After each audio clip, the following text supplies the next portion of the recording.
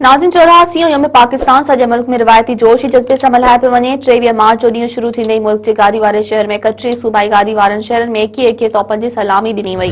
इस्लामाबाद जे शकर पढ़िया ग्राउंड में हथियारबंद फौज जी परेड जारी आहे। तक़रीब में ख़ास मेहमान सदर आसिफ अली ज़रदारी, वज़ीर आज़म शहबाज शरीफ शरीक आहिनि।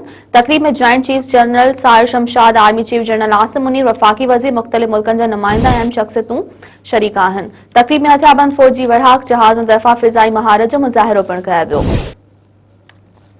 नाज़रीन, अवांखे हिकु भेरो ॿीहर ब्रेकिंग न्यूज़ पिया ॾियूं त 84 यौम पाकिस्तान सॼे मुल्क में रिवायती जोश ऐं जज़्बे सां मल्हायो पियो वञे। 23 मार्च जो ॾींहुं शुरू थींदे मुल्क जे गादी वारे शहर में 31 ऐं सूबाई गादी वारनि शहरनि में 21 तोपनि जी सलामी ॾिनी वई। इस्लामाबाद जे शकर पढ़िया ग्राउंड में हथियारबंद फौज जी परेड जारी आहे। तक़रीब में ख़ास मेहमान सदर आसिफ अली ज़रदारी, वज़ीर आज़म शहबाज शरीफ शरीक आहे।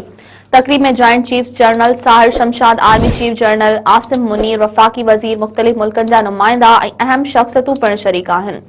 तक़रीब में हथियारबंद फौज जे विड़हाक जहाज़नि तरफ़ां फ़िज़ाई महारत जो मुज़ाहिरो पिणु कयो आहे।